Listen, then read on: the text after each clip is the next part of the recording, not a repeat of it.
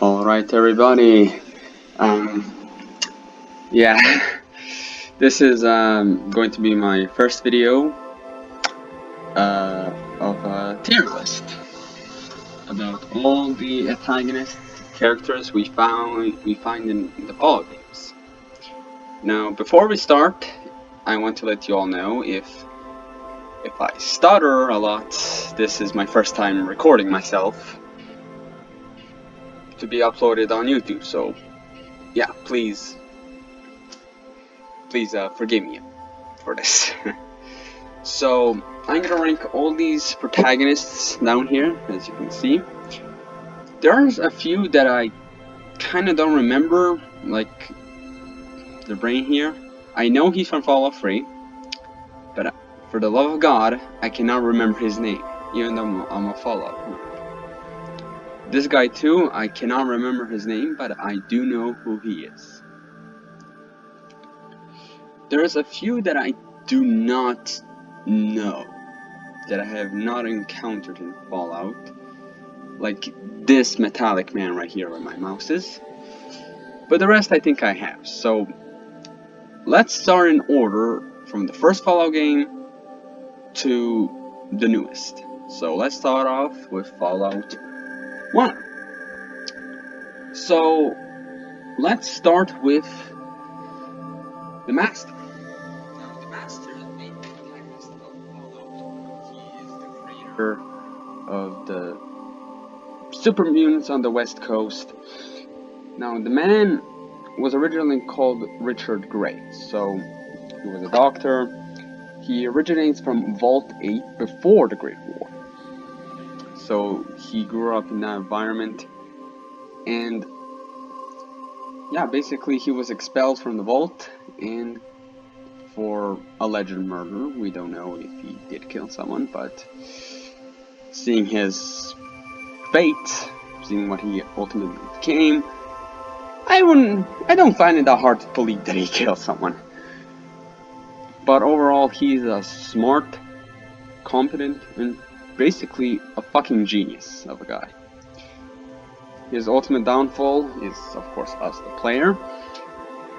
There's many ways to defeat him, like the peaceful speech option, and you can detonate the nuke on the ground, or just kill him. Don't even talk to him, just kill him. But yeah, I don't really know where to put the Master. I think about amazing or cool. I would put amazing because he's a supermutant genius and basically created the supermutants.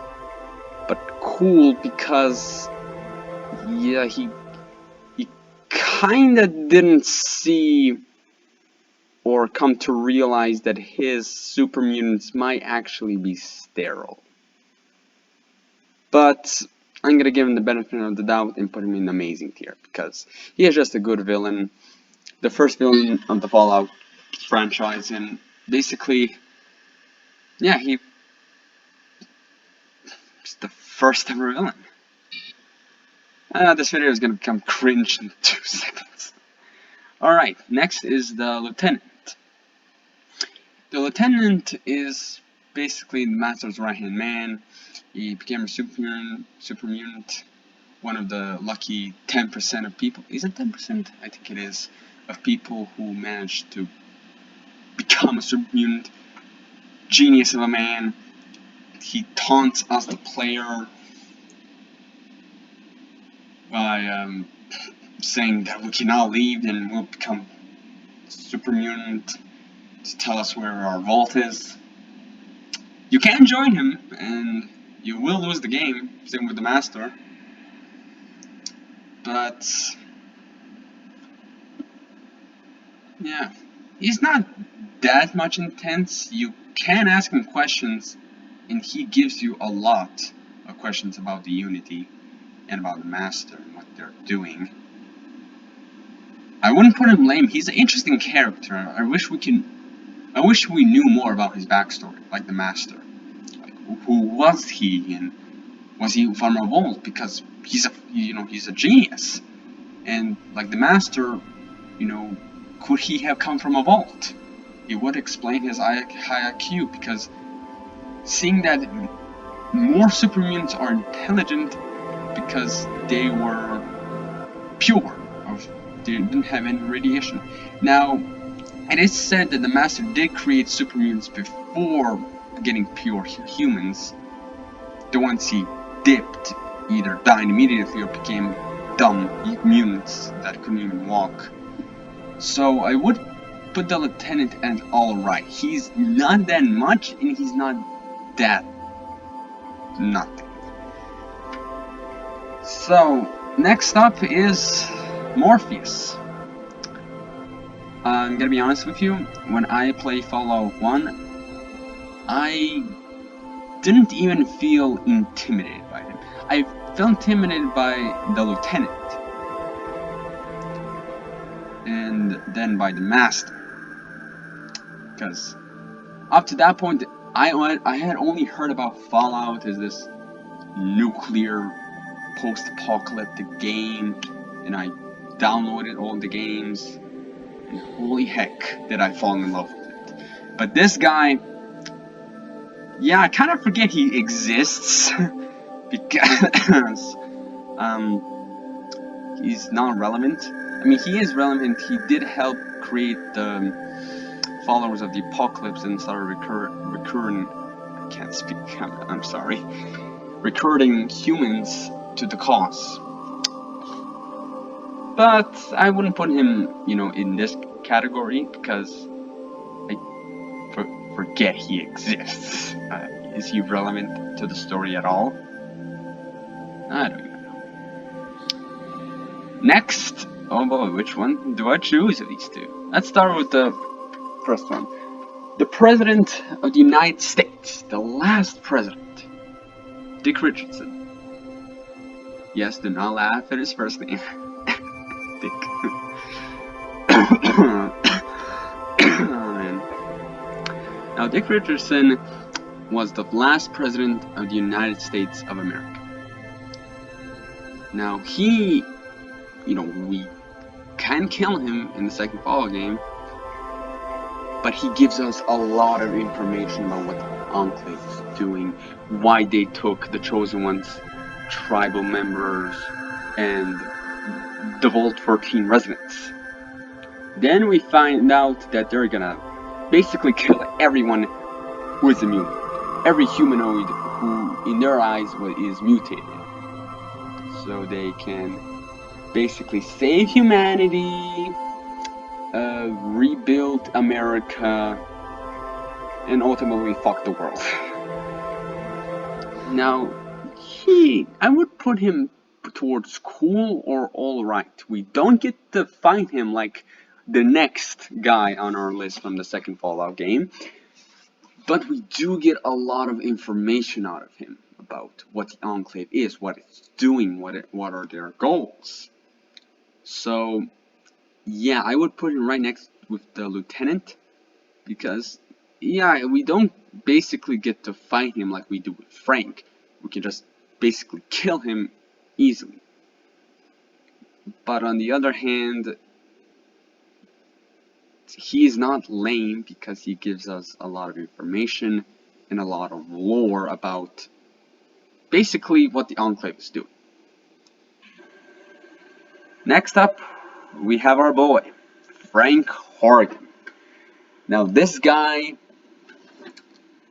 he killed me at least 10 times when I was playing Fallout 2, the final boss battle. I could not figure out how to kill this guy. I think all of my companions died except Marcus. I tried to, restart the battle, trying to keep all my companions alive. I recruited what are they called? Those Enclave soldiers you see stationed towards the end. And I used the President's car to direct the turrets to target him, but I still end up losing all my companions. Yeah, Frank, amazing, because not only does he basically fight for a cause that will and basically fucks up the humanity and fucks the world over. But he symbolizes the Enclave, how brutal it is, how whatever you do to get in the Enclave's way, they neutralize you. You backstab them, they destroy you, like they did with the intelligent death clause in Vault 14. Frank just pulled up and killed all of them. So yeah, he's an amazing character. And I love how in every single playthrough that everyone does, Frank Horrigan will die. And I think that's just amazing. No, not to offend any of you Enclave fans, but I think it's amazing that the only way to beat the game is to kill him. There's no speech option like with the Master or anyone else later in the game. You just have to kill him. Like, man. So next up we have Fallout 3. Now, I'm gonna get you confused, especially with this guy, because I don't exactly remember in which game he is. I would say Fallout 3. So let's get the obvious out of the way. I do not remember this guy at all. So, yeah. And by the way, I just want to let you know, I did not play the DLCs. Like, when you see these two, this guy, I did watch on YouTube to find out who these characters are. So I learned a lot about them. I'll see if I add the DLC characters, because I'm not sure. Next up, we have this guy. I'm saying that, you know, this is a girl, but this guy is insane. He basically, how do I put this? Has a virtual reality world as far as I can remember. I haven't played Fallout 3 in a long time, so please forgive me.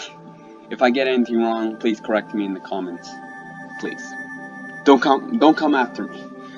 So this guy basically trapped a bunch of people in this virtual simulation, virtual reality world, in like a small town, and does stuff to them, torments them. I have not played this game in a long time. So, as far as I know, the lore behind him, he comes from Bavaria, Germany, and he's intelligent, far intelligent, and yeah, I believe I chose the option to leave him in there, so he is stuck alone forever.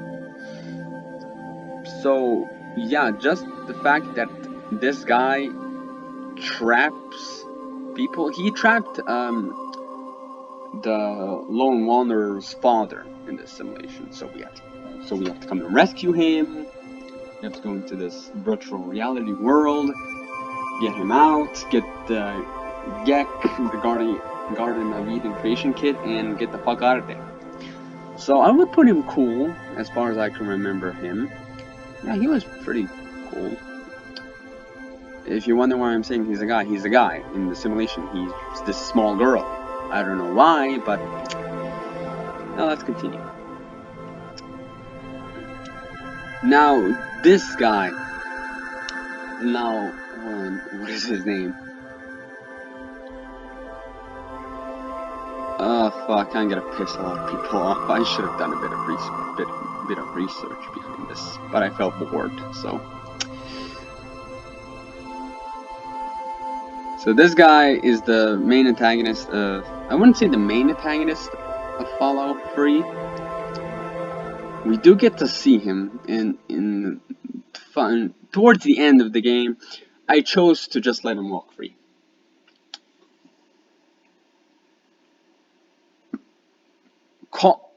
Autumn is his name. My god, I cannot remember him. Sheesh, almost put you down here, man. Yeah, he's not lame, but as yeah, towards the end of the game, I just buffed off my armor and I had a full suit of power armor. And you better believe I'm the explosive type, so I had a lot of mines and landmines, and a whole lot of guns that just explode. So he was easy to take out in my second run of the game, but in my first run, I just let him walk free. So I don't know. To me, he's a bit lame. Like, I find these two more interesting than Autumn, even though he's from the from the Enclave, this amazing lore behind the Fallout series. But for me, Autumn is just like the knockoff version of Dick Richardson. That's what he is for me. So next up we have President Eden.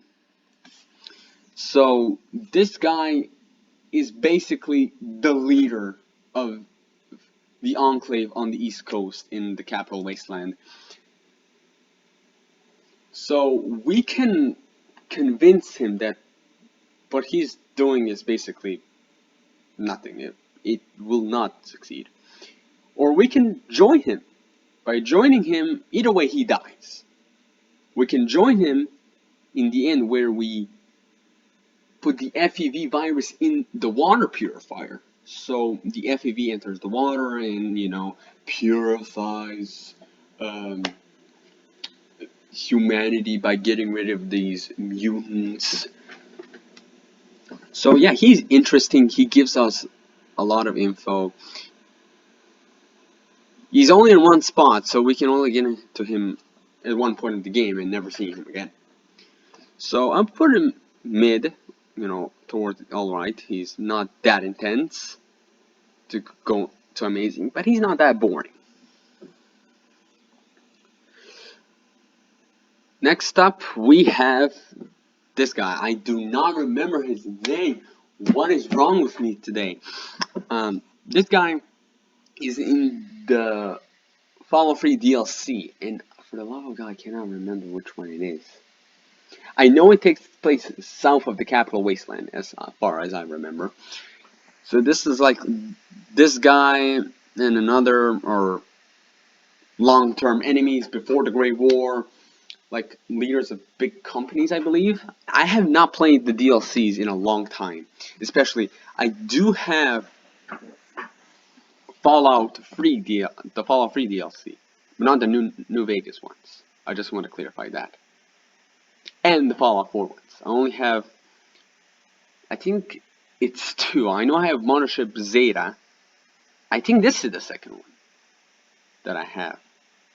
Either way, I just watch YouTube videos about how people play Fallout, so yeah. So yeah, I would put him at cool, because he can fight you, but you can easily kill him. He's not Frank Horgan. Frank is a beast, and this guy is basically just a glass jar which you can throw against the wall and he's fucking dead. Now, next up, we have the aliens from Fallout 3 and from Mothership Zeta. Now, to me, this was amazing. This was Fallout, not just Fallout 3. This was, to me, the best DLC that the Fallout franchise would ever have. To me, at least, because that these aliens were around since God knows how long. The oldest victim, not the oldest, but one of the first victims that we can find of theirs is the samurai. Which when I did some research about him, I saw that he was maybe from the 16th, 17th century, which is mad. So yeah, I couldn't imagine being him, returning back to Earth and saying that, Yeah, a lot has changed. Yeah, so this was fun playing this DLC. I know for a fact that I have this one, but I'm not sure about, with this guy, if I have that DLC. So, yeah. I don't have any words for the aliens from Mothership Zeta because, you can get easily kill them, but the map is big, has a lot of lore behind it. We can find tapes of people they abducted.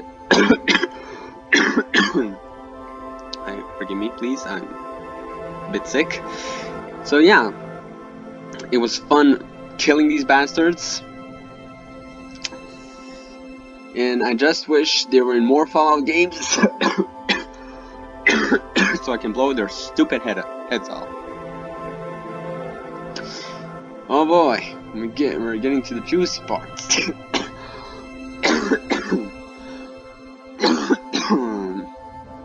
Oh, I apologize. Oh, forgot. This guy. I think he's in Operation Anchorage, am I right? I kind of forget you exist, my friend. No offense. No offense to anyone watching this. I do not fondly remember these guys. When I do, it was just, I did see videos of him being an antagonist and fighting, but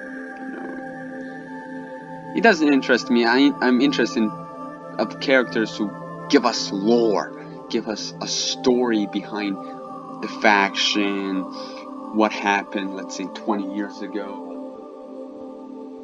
Like, which tribes, which factions did they take over, like that sort of stuff.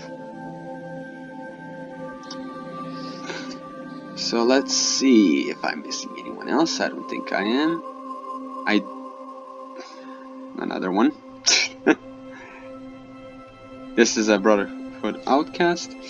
Now, I do not know this guy, but since he's a part of the Brotherhood Outcast, I will put him a bit higher because, yeah, I sell a bunch of stuff to them while I play the game.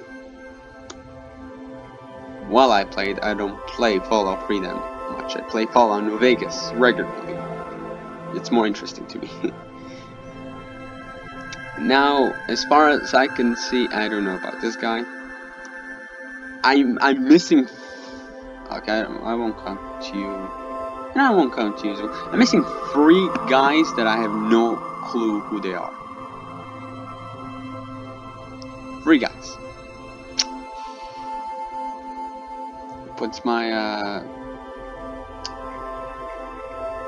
It puts my faith in these games into question. Alright. Next up.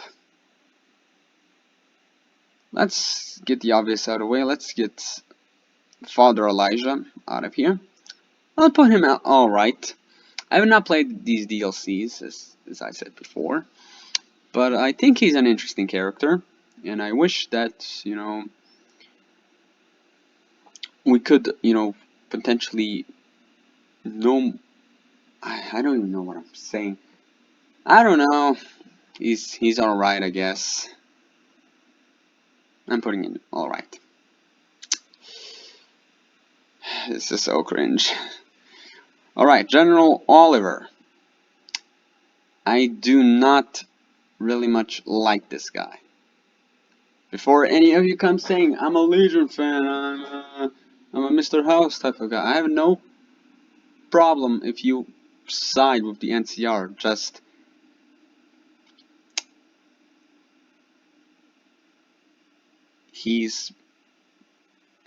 yeah, I do not like him. Yeah. And I do have one favorite moment with him. Do you know what that is? When you're doing the Yes Man ending, and Yes Man can just throw him off the dam. Man, I remember dying of laughter. Oh man, that was fucking hilarious. When I saw that option, Yes, man. Throw General Oliver off the dam. You better believe I chose that option first. I didn't even care. I didn't even care about the other options. Once I saw that one, man, that was spectacular. Let's do Benny now. Now, Benny is an interesting character. He kills us, or attempts to.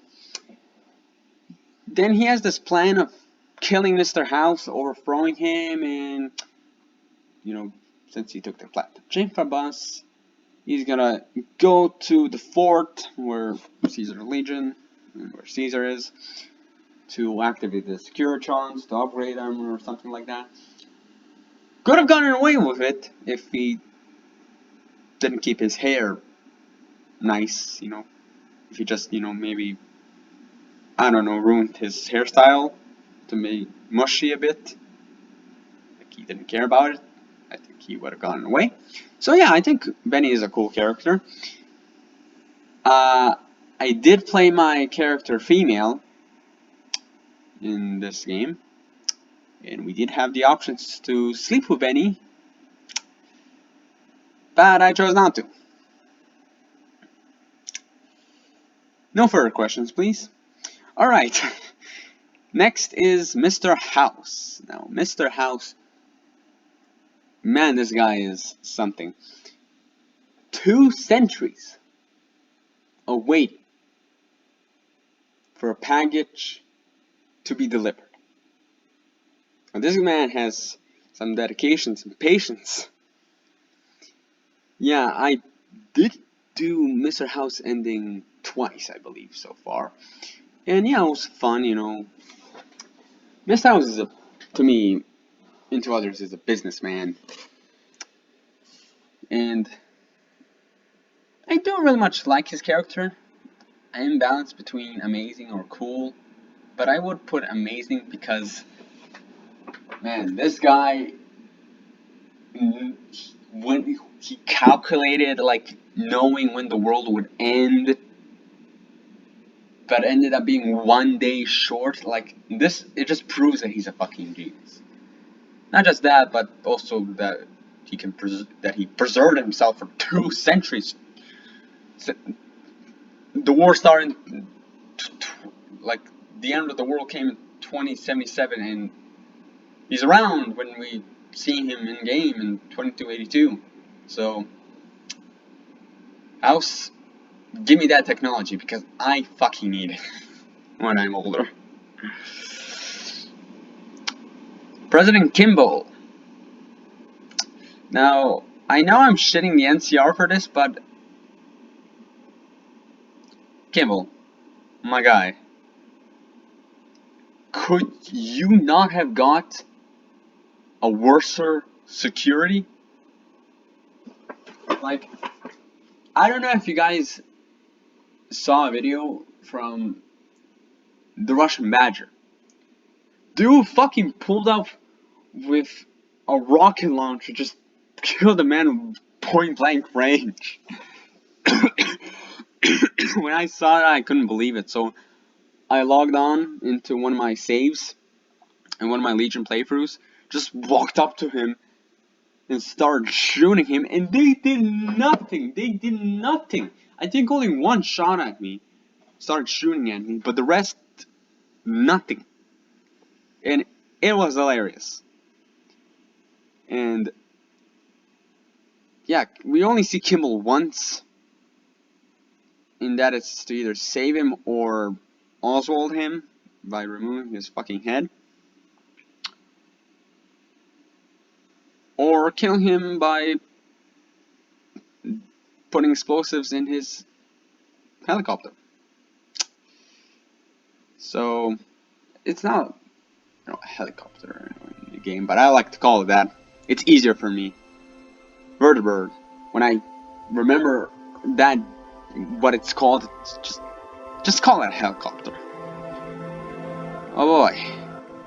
He got to Caesar's Legion. So Caesar, I would put he's a good antagonist. People will say, oh, Why? Well, yeah, he is insane, especially with the whole slavery thing and all. But I think, to me, a Legion run is more exciting. I'm back. I'm sorry about that quick pause. I got a phone call, so let's continue. Who called me? It's none of your business.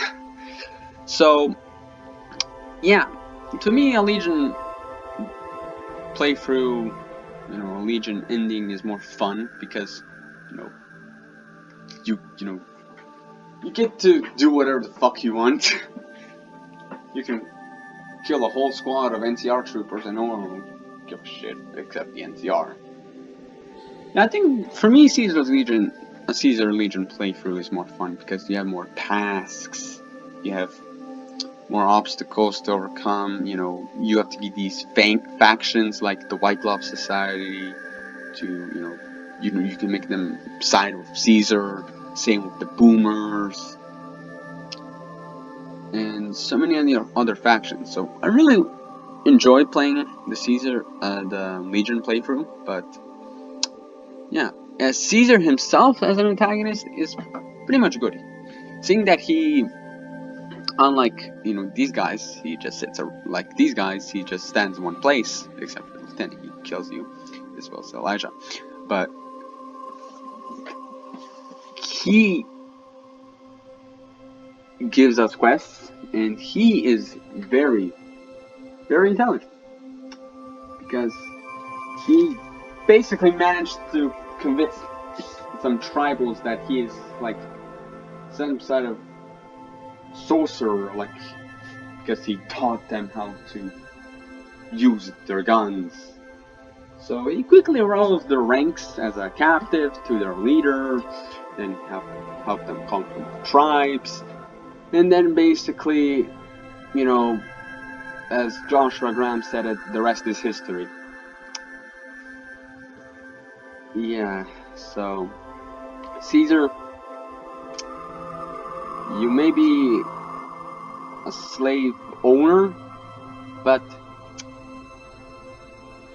I kinda understand where you're coming from, but yeah, I hope when your goal of conquering the NCR is fulfilled, I hope you abolish slavery, man. You can keep the crucifixions and all that. Those are understandable punishments, but slavery, man, come on. Come on. Have you heard something about forced labor? That's more effective. Alright, next up we have Lanius. I don't even have to talk, we all know where he's going, right next to Caesar. The dude, to me, when I was doing the NCR run, I was fighting myself either to convince him to leave, so we can stop fighting, or to fight him. Because, I really want to see what his dialogue is, or the second, just, kill him. Because I want to see how the so-called monster of the East fights. And oh boy, was the fight short when I loaded out my explosives on him. But the speech option was really good. Lanius as a character is amazing. Like his backstory, like he was this tribal once and he killed his whole tribe. Well, not kill his whole tribe, I'm correct. He attacked his tribe for surrendering. So, yeah, it shows you that if his tribe isn't safe from him, nobody's safe from him, except Caesar. Yeah. Now we have this guy. Not this guy, I'll get on to him. This guy. I think he's like Salt something, his name. Correct me in the comments. Yeah, he's in that Honest Hearts DLC, which I do not have. I do not have any of the DLCs from New Vegas. So, yeah, I don't know. I saw the games. Not the games, well, how people play it. And I realized, man, Joshua Graham can just kill them all. I could just sit back and watch Joshua Graham kill every single last one, white leg, and I don't have to move a muscle. So, lame, but okay. They have some lore behind them, that they work with Caesar and all that. But listen, man, you'll never be Legion. You'll never be. Alright, so yeah, I'm just gonna put these two here. I don't know. I think these are like Old War Blues. I don't know. I do not play the DLCs. And oh boy, everyone's gonna kill me because I cannot remember his fucking name. What is wrong with me?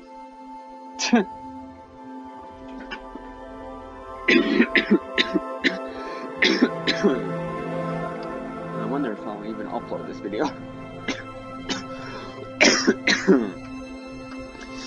So this is... Come on, man, remember his name.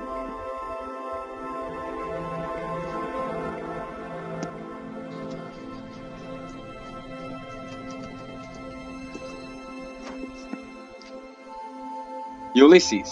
His name is Ulysses? Ulysses. I'm sorry for my broken English. Ulysses. To me, he's a cool character.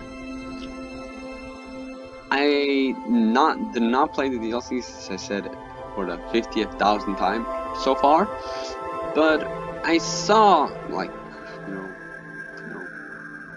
videos, and people say he's a pretty cool antagonist.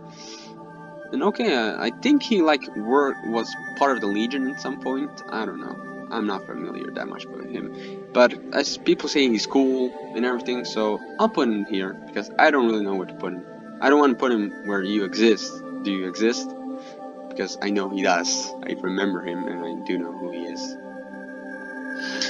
Next, we have Sean, aka Father. I'm contemplating between these two or these three because it depends on what ending you do. Like, I always do the Institute ending, but with Sean, I know he's supposed to be our son, but yeah, he's just alright, He doesn't fight or anything, he just gives us quests and stuff. You can just shoot him like once and he's dead. So, yeah, he does give us information about, about the Institute, how we're gonna take over and all that, how he's gonna die. So yeah, I don't really know where to put him. They're gonna get me on this guy. So we have Elder Maxson, and I'm gonna put him cool.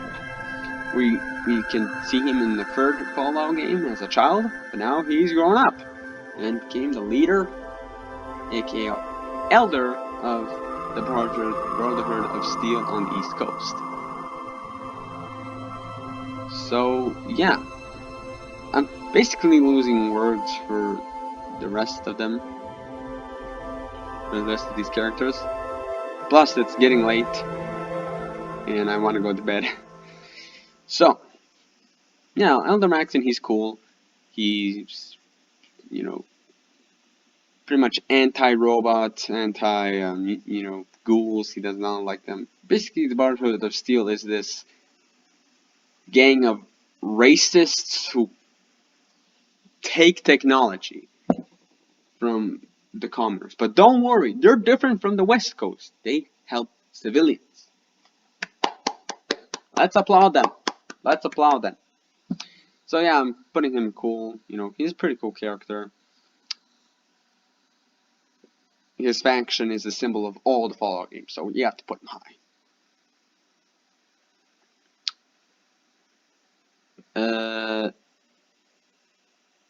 Yeah, there we go. No commentary. I do not like her. Do not. Her theory that robots are people is ludicrous to me.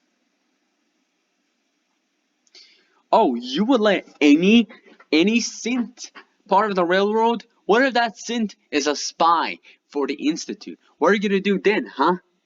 Huh? What are you gonna do then when they kill all of you while you sleep? Nothing to say? I thought so. I thought so.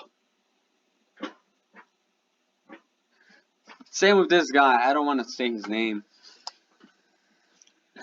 You don't deserve the right. You put us the player for so much pressure trying to find our son. Nobody deserves to know your name. No one. No one. So, this is my tier list. If you didn't cringe while watching this, I certainly have cringed while hearing myself speak. Leave a like in the comments, and if you ever want me to do another tier list of any show that I watch or game I play, let me know. Let me know. No, I cannot speak. Let me know down in the comments. I hope you enjoyed this video. Have a good night.